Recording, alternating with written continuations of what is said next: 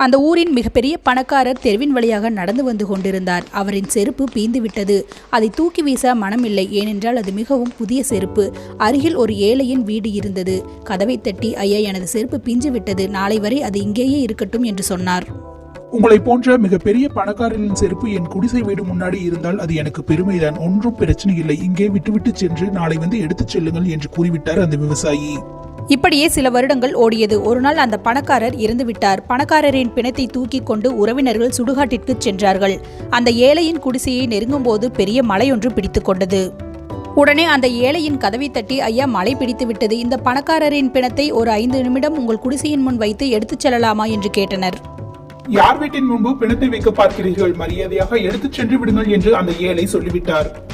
பணம் நம்மிடம் இருக்கும் வரை செருப்பிற்கு கூட மரியாதைதான். அது நம்மிடம் இல்லாவிட்டால் பணத்திற்கு பதிலாக மரியாதையும் சம்பாதிக்க பிள்ளைகளிடம் கற்றுக் கொடுங்கள்.